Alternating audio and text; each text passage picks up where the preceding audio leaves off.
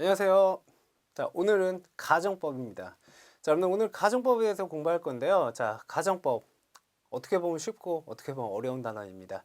자, 일단 학습 목표 같이 볼게요. 자, 여러분들 가정법이 어려운 건요. 바로 저희가 지난번에 배웠던 부사절에서 등장한 단순 조건문이랑 헷갈려서 그래요. 왜냐하면 둘 다 똑같이 if를 써요. 그래서 우리가 일단 부사절에서 배운 단순 조건문과 가정법 두 가지 구분할 줄 알면 되고요.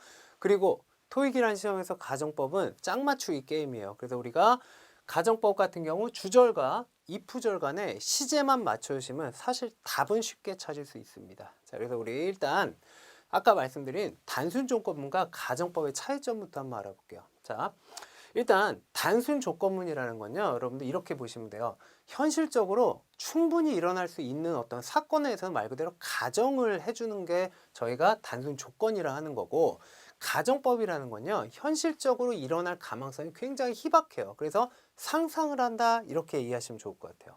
자, 그러면은 예문 통해서 한번 볼게요. 자, If I win this game, I will buy new shoes. 그랬어요. 자, 해석하시면 이런 의미죠. 만약에 내가 이 게임에서 이긴다면은 나는 새로운 신발을 살 것이다. 이랬어요. 자, 여러분들 지금 이거는 게임에서 질 수도 있고 이길 수도 있어요. 자, 그렇다고 이길 수 없다라는 게 기정사실이 아니란 얘기예요. 충분히 이길 수도 있다는 얘기예요. 근데 만약에 이긴다면은 신발을 살 거래요. 즉, 신발을 사게 될 것이라는 거에 대한 하나의 뭐라 보시면 돼요? 조건으로 보시면 돼요. 그래서 여러분들, 자, 이런 거는 저희가 가정법이라고 하지 않습니다. 자, 그래서 우리가 보통 if가 없는 절을 주절이라 그러고 if가 잡고 있는 절을 조건의 부사절 이렇게 얘기하죠. 자, 그러면은 이제 구분해야 되는 게 가정법입니다. 자, 예문을 한번 볼게요. If I won the lottery, I would buy the building이라 했어요. 자, 해석하시면 이런 뜻이에요. 만약에 내가 복권에 당첨된다면 나는 그 빌딩을 살 텐데 이런 뜻이에요. 자, 여러분들 지금 의미를 딱 보시면 아마 느끼셨을 거예요. 자, 복권에 당첨된다라는 것도 물론 현실이면 좋겠죠. 하지만 가망성이 어때요? 굉장히 희박하죠. 내가 게임에 이긴다는 거에 대해 비교하자면은 이거는 사실 거의 불가능에 가까워요. 그래서 만약에 복권에 당첨된다면 나는 빌딩을 살 것이다. 이런 거는 현실적으로 일어날 수 없는 일에 대한 일종의 뭐라 보시면 돼요? 상상이라 보시면 돼요. 자, 그래서 두 가지 의미적 차이를 아시겠죠? 자, 그래서 이때 우리가 if가 잡아주고 있는 이 절을 보고 가정법의 부사절이라 얘기하고 나머지는 저희가 똑같아요. 주절이라고 얘기합니다. 그래서 여러분들 두 가지를 비교해보면요. 바로 이 차이죠. 단순 조건문 같은 경우는요. 현실적으로 가능성이 있는 상황에서 벌어질 일에 대한 하나의 조건을 붙이는 절을 저희가 단순 조건절이라 하고 방금 보셨던 가정법이란 건 뭐예요? 희박한 일에 대해서 상상하는 경우 그 상상에 대한 일종의 부가적인 요소라고 보시면 될 것 같아요. 자, 그러면은 자, 의미는 알겠어요. 그러면은 문장을 딱 봤을 때 이게 가정법 문장인지 단순 조건인지 어떻게 알 수 있나요? 시제를 보고 판단하는 거죠. 자, 그래서 여기 시제를 잘 볼게요. 자, 단순 조건문의 시제. 자, if절 같은 경우 지금 현재가 쓰였고요. 자, 나머지 절은 미래가 쓰였어요. 자, 여러분들 저희가 부사절에서 공부했었죠. 흔히 말하는 부사절 중에서 if 같이 조건의 부사절이나 when 같이 시간의 부사절이 절을 이끌 때는 자, 대개 여러분들 이렇게 쓴다고 아마 기억나실 거예요. if나 when 같은 시간이나 조건의 부사절의 시제가 현재일 때 나머지 주절은 미래나 명령문이 온다. 자, 이건 저희가 부사절에서 많이 말씀드렸죠. 자, 근데 가정법의 시제를 한번 살펴볼게요. 자, if절의 시제가 특이하게 과거가 쓰였고요. 자, 지금 해석은 아까 제가 뭐라 했어요? 만약에 당첨되었다면이 아니에요. 당첨된다면인데 과거 시제가 쓰였죠. 그리고 will이 아니고 여러분들 여기도 마찬가지예요. will의 과거형이 would 다음에 동사 원형이 왔어요. 해석적으로 보면 빌딩을 샀을 텐데가 아니고 살 텐데에도 불구하고 그래서 가정법은 여러분들 시제가 좀 독특하죠. 그래서 여러분들 바로 요 점이죠. 가정법은 가정법만의 무슨 시제? 특수 시제를 쓴다. 자, 그래서 여러분들이 문맥을 딱 봤을 때 이게 가정법인지 아닌지를 뭐를 보고 판단해야 돼요? 시제를 보고 판단하면 된다는 얘기예요. 자, 그래서 가정법은 가정법만의 특수 시제를 쓴다 했죠. 그래서 아까도 말씀드렸어요. 가정법은 시제적인 짝을 맞춰주면 해결이 됩니다. 자, 그래서 먼저 가정법 과거라는 것부터 한번 살펴볼게요. 자, 여러분들 미리 말씀드릴게요. 자, 이름에 넘어가면 안 됩니다. 자, 이름은 가정법 과거지만 얘는요, 왜 이름이 과거가 붙었냐면요, 사용된 절의 시제가 과거 동사가 쓰여서 이름이 가정법 과거인 거예요. 자, 근데 중요한 건요. 해석을 여러분들 하실 때 만약에 그녀가 파일에 대한 비밀번호를 알았다면으로 해석하지 않아요. 비밀번호를 안다면 이렇게 해석해요. 즉 현재 사실에 대한 상상이란 얘기예요. 그러니까 여러분들 정리할게요. 자, 이름이 가정법 과거인 이유는 사용된 시제가 과거여서 그래요.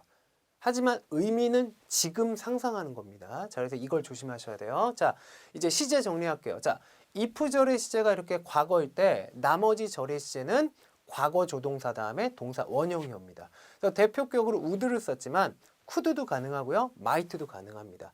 자, 그리고 얘는 해석이 알았다면 아니고 뭐라고요? 안다면은. 그리고 주절도 마찬가지예요. 그녀는 나에게 파일을 보냈었을 텐데가 아니면 어떻게 해석이 돼요? 보낼 텐데 이렇게 해석이 돼요. 자, 그럼 여러분들이 하실 건 하나예요.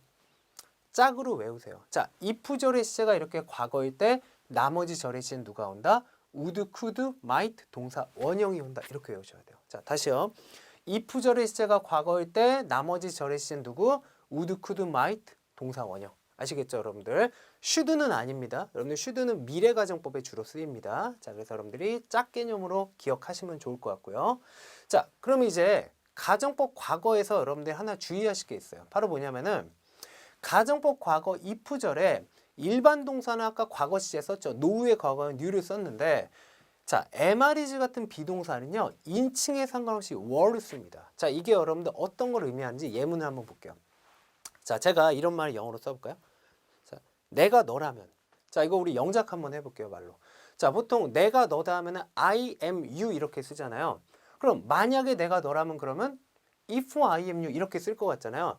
근데 이 표현 자체가 일단 틀렸어요. 왜냐면은 내가 너라면이라는 이게 가정법이 돼야 돼요. 왜냐면 내가 너를 아무리 이해해도 현실적으로 나는 너일 수는 없는 거예요. 그래서 이건 가정을 하는 거예요. 자, 그러면은 아까처럼 am이라는 요 동사의 시제를 과거 시제로 바꿔주면 되는데 문제는 I는 보통 여러분들 am의 과거는 was를 쓰잖아요. 근데 was가 아니란 얘기예요. 바로 뭘 써야 돼요?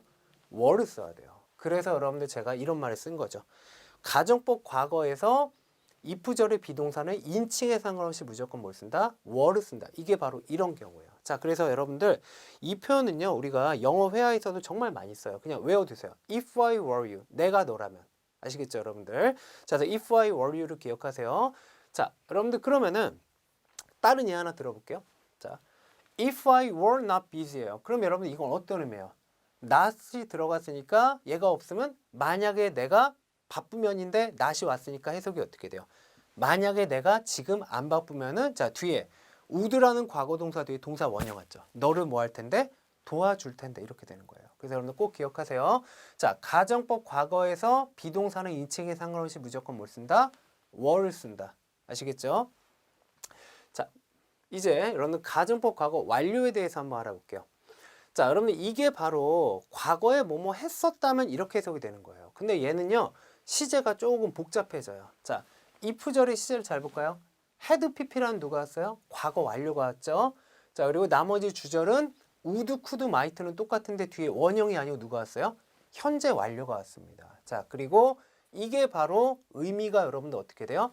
뭐뭐 했었다면 뭐뭐 했었을 텐데 이렇게 떨어지는 게 바로 가정법 과거 완료라는 거예요. 자, 그래서 여러분들 꼭 지금 외우세요.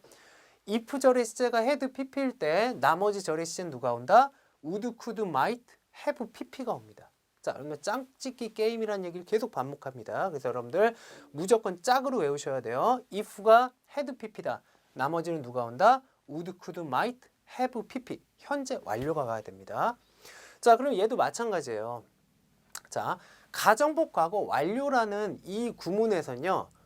자, 인칭에 상관없이 아까는 여러분들 누구였어요? were였죠. 이때는 had been이에요. 자, 그래서 그냥 예문으로 바로 갈게요. 자, 아까는 if I were not busy였죠. 이번에 어떻게 돼요? if I had not been busy니까 해석이 어떻게 돼요? 만약에 내가 안 바쁘면이 아니 뭐예요? 안 바빴다면은 자, 뒤에도 바뀌었죠. would 뒤에 여러분들 help가 아니고 have pp 형태가 와야 돼요. 자, 그래서 내가 안 바빴다면 너를 도와줬을 텐데 이렇게 되는 거예요. 그래서 여러분들 아까 거랑 이어서 말씀드리자면은 가정법 과거 같은 경우 비동사가 누구라고요? were. 가정법 과거 완료에서는 인칭에 상관없이 누굴 쓴다? had been이라고 보시면 될 것 같아요. 자, 그래서 우리가 had been 그리고 were 두 가지 여러분들이 기억하셔야 됩니다. 자, 이제 마지막 하나 남았어요. 가정법 미래입니다. 자, 그래서 우리가 가정법 과거 있었죠? 가정법 과거 완료 있었죠? 가정법 미래가 있어요. 자, 근데 가정법 미래는 여러분들, 자, 포인트는 이거예요. 단순 조건문에다가 should 하나 쓴 게 바로 가정법 미래입니다. 자, 여러분들 예를 한번 볼게요. 자, if she know a password for the file, 만약에 그녀가 파일에 대한 비밀번호를 안다면은, 자, 여러분들 문형을 잘 보세요. if절의 시제가 지금 현재예요. 자, 이건 여러분들 가정법이 아니죠. 단순 조건이에요. 왜? if절의 시제가 현재니까. 그럼 우리 단순 조건일 때 이거의 짝은 누구로 외웠어요? 미래가 오거나 아니면은 명령문이 온다고 우리 부사절 할 때 했죠. 자, 그래서 지금 보고 계신 거는 가정법이 아닙니다, 여러분들. 이건 그냥 단순 조건이에요. 자, 근데 여기다가 should 하나 넣잖아요. 그럼 이게 바로 미래 가정법이에요. 다시 설명해 드릴게요. 자, should가 빠진 요 형태는 지금 가정법이 아니고 저희가 부사절에서 배웠던 단순 조건문이에요. 근데 그 단순 조건문에다가 should 하나 넣잖아요. 이게 바로 미래 가정법이라는 얘기예요. 자, 여러분 이해하셨을 거예요, 아마. 자, 그래서 미래 가정법은 가정법 미래라는 거는 단순 조건문에 should가 있고 없고 그 차이밖에 없어요. 그래서 여러분 생각보다 어떻게 보면 더 쉬울 수도 있다는 얘기죠. 자, 그러면은 과연 해석적인 차이는 뭐냐면은 만약에 should가 없는 경우는 여러분들 그냥 말 그대로 흔히 하듯이 만약에 그녀가 안다면 이렇게 해석해요. 근데 should가 들어가면요, 저희가 가정법적인 의미가 조금 추가돼 가지고요, 일반적으로 해석을 혹시라도 이런 말만 붙여주시면 돼요. 자, 그래서 여러분들 미래 가정법은 다시 한번 정리할게요. 단순 조건문에다가 누구 하나 들어간다, should 하나 들어간다. 그럼 거꾸로 should가 빠지면 여러분들 누가 된다 보시면 돼요. 가정법이 아니고 단순 조건문이 된다. 이렇게 이해하셔도 크게 상관은 없습니다. 자, 그래서 여러분들 뒤에 모양은요, 단순 조건문과 미래 가정법은 똑같은 모양을 써요. 주로 뒤에 미래형이 오거나 누가 와요? 명령문이 오는 거는 같이 씁니다. 그래서 결국에 한 끗 차이. 누구? should가 있고 없고 그 차이밖에 없어요, 여러분들. 자, 그래서 저희가 가정법을 지금 세 가지 다 배웠는데요. 자, 이제 그 세 가지 가정법에 대해서 자, 정리 한번 해볼게요. 자, 먼저 짝짓기 게임이라 그랬어요. 잘 보세요. if절의 시제가 이렇게 과거일 때 나머지는 누가 온다? 과거 조동사, 동사 원형. 그래서 would, could, might 원형. 자, 그 다음에 if절의 시제가 이렇게 had, pp일 때 나머지는 누가 온다? 과거 조동사, have, pp 현재 완료. 그래서 would, could, might, have, pp 짝짓기 해주셔야 돼요. 자, 그 다음에 마지막 하나 배웠죠? 자, 이렇게 should가 빠진 경우는 여러분들 뒤에 누가 와요? 단순 조건문이랑 똑같이 미래 아니면은 명령문이 와요. if절의 시제가 현재일 때. 근데 여기다가 누구 하나? should 하나 써주면 이건 무슨 가정법? 미래 가정법이 됩니다. 자, 그래서 가정법 총 세 가지에 대해서 다 말씀드렸고요. 짝 맞추기 게임만 잘하면 돼요. 자, 근데 예외가 하나 있습니다. 바로 뭐냐면은, 자, 제가 지금까지 그렇게 짝을 맞추라고 말씀을 드렸는데 이렇게 짝이 되는 경우가 있어요. 자, 그러면 여러분들 황당하죠? 예, 여태까지 짝을 애써서 외웠는데 그게 무의미해지죠? 자, 그래서 이렇게 연결되는 경우를 가리켜서 저희가 기타 가정법 중에서도 혼합 가정법이라는 걸 말해요. 자, 그럼 이것도 조건이 있어요. 자, 방금 예를 보셨듯이 지금 if절은 과거 완료의 had pp를 써요. 그럼 저희가 지금까지 배운 대로라면 뒤에는 과거 조동사 would, could, might, have pp인데 뒤에 원형이 왔어요. 자, 그러면은 이렇게 여러분들 맞춰버리면은 짝의 의미가 없어지죠. 그래서 이렇게 결합이 되는 조건이 있어요. 마지막에 now나 아니면은 by now 같은 지금쯤이라는 표현이 꼭 나와줘야 돼요. 자, 그러면 이게 나오면 여러분들 말이 되는 게 그런 경우 있죠. 자, 이걸로 해볼게요. 만약에 그녀가 파일에 대한 비밀번호를 과거에 알았다면은 했었을 텐데가 아니에요. 과거에 알았다면은 지금쯤 그녀는 나에게 파일을 보낼 텐데 이것도 말이 된다는 얘기죠. 그래서 여러분들 자, 요렇게 엮이는 경우도 있는데 이렇게 엮이려면 조건이 문장의 마지막에 누가 나와야 된다? now나 by now처럼 지금쯤이라는 표현이 있을 때만 그렇게 연결이 가능하다는 얘기예요. 그래서 이런 거는 정말 예외니까 여러분들 항상 예외보다는 기본에 충실하셔야 되는 거 아시겠죠? 그리고 혹시라도 문제를 보시면 항상 마지막에 now나 by now가 있는지 없는지만 보시면은 이런 혼합 가정법도 여러분들이 충분히 이해가 되실 거라고 믿습니다. 자, 그러면은 이제 기타 가정법 중에서요. 자, 우리가 뭐뭐가 없다면에 해당하는 가정법에 대해서 또 살펴볼게요. 자, 일단 이건 좀 암기를 하셔야 됩니다. 자, 여러분들 우리가 왜 그런지 그런 것보다도 영어 회화하듯이 외워두세요. If we wanna fall이라는 표현이요. 뭐뭐가 없다면이라는 의미예요. 그래서 뒤에 your help가 붙었죠. 자, 그럼 이런 경우 해석이 이렇게 돼요. 너의 도움이 없다면. 그래서 여러분들 일단 외우셔야 됩니다. If we wanna fall, 뭐뭐가 없다면. 뒤에 명사가 오죠? 명사가 없다면. 자, 그 다음에 뒤에는 맞춰주면 돼요. 과거 조동사인 could 다음에 finish가 왔죠. 그래서 해석이 어떻게 돼요? 나는 나의 보고서를 끝내지 못할 것이다. 이렇게 돼요. 자, 그럼 만약에 없다면이 아니고 없었다면이라는 표현도 아셔야겠죠. 자, 그래서 이것도 여러분들이 외워두세요. If it had not been for, 자, 이거는 없었다면이라는 뜻이 돼요. 그래서 여러분들 If it had not been for your help, 그런 해석이 어떻게 돼요? 너의 도움이 없었다면이 돼요. 자, 그럼 뒤에는 맞춰줘야 돼요. could 원형이 아니고 누가 오면 돼요? could have pp가 오면 되죠. 그래서 이렇게 하시면 해석이 못할 것이다가 아니면 어떻게 돼요? 못했을 것이다 이렇게 돼요. 자, 그래서 이런 걸 보고 저희가 뭐뭐가 없다면이라는 가정법인데, 자, 다시 정리할게요. 외우세요. If we wanna for, 명사가 없다면, if we had not been for, 명사가 없었다면. 자, 그래서 시제에 맞춰주시면 되는데, 자, 시제를 구분 안 하고 쓸 수 있는 표현 두 가지가 있어요. 바로 누구예요? without이나 but for를 쓰시면요. 시제랑 상관없이 뒤에 거에 맞춰주시면 돼요. 자, 그래서 정리해서 여러분들 네 가지 표현을 외우세요. 자, if it not been for, 아니면은 without, but for, 그 다음에 과거적인 의미로 없었다면은 누가 된다고요? if it had not been for. 그래서 여러분들 지금 보고 계신 요 네 가지를 묶어가지고요. 뭐뭐가 없다면 혹은 없었다면 이렇게 암기하셔야 됩니다. 자, 그래서 여러분들 여기까지 일단 정리되셨고요. 자, 그 다음에 이제 우리가 살펴볼 게 도치라는 겁니다. 자, 여러분 도치라는 건요, 사실 굉장히 어려운 문법이에요. 자, 그래서 가정법 도치에서는 다른 도치 말고요. 자, 포인트만 기억하세요. 자, 일단 방법이 중요한데요. 방법에 대해 말씀드릴게요. 가정법 도치란 if절에서 if가 생략이 되고요. 나머지의 어순이 의문문이 되는 게 바로 가정법 도치의 전부라고 보시면 돼요. 자, 그러면은 자, 예를 하나 볼게요. 자, if she knew a password for the file, 오늘 많이 나오는 예문이죠.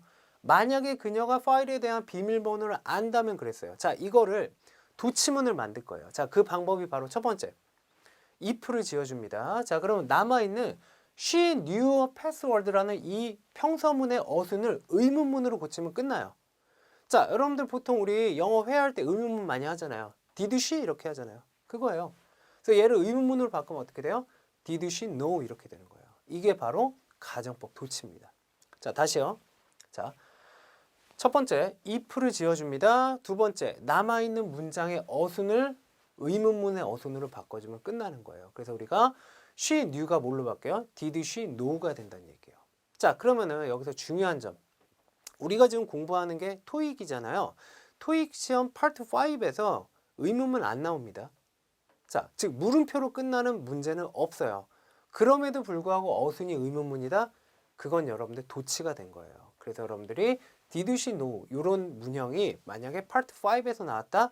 그거는 가정법 도치일 확률이 굉장히 높다는 얘기예요. 자, 그러면은 여기에 맞추셔서 맞춰주면 되겠죠. 뒤에 she, 그 다음에 이거의 원문은 if she 과거 동사니까 과거 종사인 would, could, might 동사 원형을 써주셔서 짝을 역시 맞춰주면 되는 문제예요. 이해하시겠죠? 자, 그 다음에 참고로 비동사가 들어간 가정법 도치는 월로 시작해요. 자, 여러분들 이게 어떤 의미인지 한번 같이 살펴볼게요. 자, 아까 그런 얘기했죠. 가정법의 비동사는 무조건 were를 쓴다 그랬죠. 그걸 활용해 볼게요. 자, were I not busy라는 문장이 바로 가정법 도치예요. 비동사가 들어간. 자, 얘의 원문은 누구였다는 얘기예요? if I were였어요. 자, 여기서 여러분들 누가 생략돼요? if가 생략되고 I were not busy의 어순이 의문문이 되는 거죠. 그럼 비동사가 들어가 있는 의문문은 위치만 바꿔주면 돼요. were I 이렇게 하면 의문문이 돼요. 왜 우리 am I, are you 이렇게 하는 거랑 똑같은 논리죠. 자, 그래서 여러분들 비동사가 들어간 가정법 도치는 뭘로 시작한다? were로 시작한다. 자, 이제 이 의미가 조금 이해가 되시죠? 자, 여러분들 다시 한번 볼게요. were I not busy의 원문이 누구였다고요? if I were였어요. 근데 여기서 if가 사라지고 얘의 어순이 의문문으로 바뀌니까 were로 시작한다는 얘기예요. 조금 어렵지만 여러분들 다시 한번 꼭 복습을 하세요. 자, 그러면은 여러분들 이제 또 뭐가 있을까요? 자, 가정법 과거 완료가 있겠죠. 이거에 대한 도치. 자, 얘는 더 쉬워요. 자, if she had pp인데 누가 사라져요? if를 지워줍니다. 자, 그 다음에 나머지 어순을 의문문으로 바꿔주면 돼요. 자, 그럼 she had known에 대한 의문문은 she랑 had의 위치만 바꿔주면 돼요. 그래서 우리가 had she known 이렇게 돼요. 자, 그러면 파트 5에서 앞으로 문제 푸실 때 had로 시작한다 문장이 그럼 100% 가정법 과거 완료 도치라 보시면 돼요. 자, 그래서 오른쪽 짝꿍을 would have pp나 could might have pp로 맞춰주면 끝난다는 얘기예요. 자, 그래서 여러분들 꼭 기억하세요. 자, 우리가 지금 공부하고 있는 토익이라는 시험에서 문장의 시작이 had로 시작한다. 이거는 무조건 뭐다? 가정법 과거 완료 도치라고 보시면 됩니다. 자, 근데 여기서 좀 더 깊게 들어가면 여러분 하나 더 알아두시면 좋을 게 있을 것 같아요. 자, 지금 이 예문 같은 경우는 능동태죠. 자, 원문이 she had known 뒤에 목적어가 능동태였다는 얘기예요. 자, 그러면은 우리 능동태, 수동태 얘기도 잠깐만 해볼게요. 자, 우리 앞선 단어에서 능동태와 수동태에 대해서 많이 공부했는데, 자, 능동태에 대한 여러분들 가정법 도치는 had 주어 pp겠죠. 하지만 수동태에 대한 가정법 도치는 어떻게 된다는 얘기예요? had 주어 pp 사이에 누가 하나 들어가요? 빈이 하나 들어갈 수 있다는 얘기예요.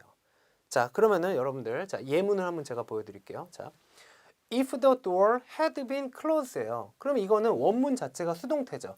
had been pp니까. 그럼 이게 도치가 되면 어떻게 돼요? if가 사라지고 the door와 had의 위치만 바뀌면 돼요. 그래서 여러분들 어떻게 됐어요? had the door been closed 이렇게 된 거예요. 자, 여러분들 그럼 제가 지금 이 얘기를 왜 드리냐면은 자, 이제 제가 공식을 하나 보여드릴 건데 자, 여러분 잘 보세요. 여러분들 문제를 푸시는데 이런 식의 문제가 나와요. had 주어 밑줄. 자, 근데 완벽한 쪽을 보니까 would have pp예요. 그럼 had로 시작한다는 얘기는 제가 아까 말씀드렸죠. 가정법 과거 완료 도치인데 보통은 답을 pp만 생각하세요. 근데 그건 조건이 있어요. 목적어가 있는 능동태일 때는 답이 pp예요. 근데 하나가 더 있다는 얘기죠. 목적어가 만약에 없는 경우는 여러분들 빈 pp도 답이 될 수 있다라는 거를 기억을 하셔야 돼요. 자, 좀 많이 어려운 얘기를 했죠, 제가. 자, 그러면 쉽게 그냥 외우세요. 자, 앞으로 여러분들이 이런 식의 문제를 봤는데 자, 완벽한 쪽을 보니까 would have pp예요. 근데 이쪽은 had 주어 해놓고 밑줄이 나왔어요. 그때 밑줄 뒤에 목적어가 있으면 정답은 pp고요. 밑줄 뒤에 목적어가 없으면 정답은 빈 pp. 그냥 이렇게 외우셔도 상관이 없습니다. 자, 그래서 우리가 능동, 수동까지 여러분들 생각하신다면 더 완벽할 것 같습니다.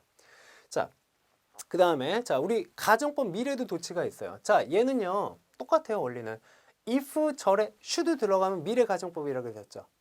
자, 그럼 여기서 if 지워주고요. she should know에 대한 의문문 만들어주시면 돼요. 그럼 우리 조동사가 들어간 의문문 you can you 똑같아요. she should니까 어떻게 돼요? should she 이렇게 하면 끝나요. 자, 그럼 이것도 똑같아요, 여러분들. 토익 시험에서 should로 시작하는 문장은 뭐다? 미래 가정법 도치라고 보시면 돼요. 자, 그래서 얘랑 연결되는 절은 여러분도 어떻게 돼야 돼요? 미래 시제가 오거나 아니면 이렇게 명령문이 오겠죠. 자, 그리고 정말 중요한 얘기 하나만 할게요. 자, 여러분 이런 예문이 많이 보실 거예요. Should you have any question? 자, 이게 바로 원문이 뭐예요?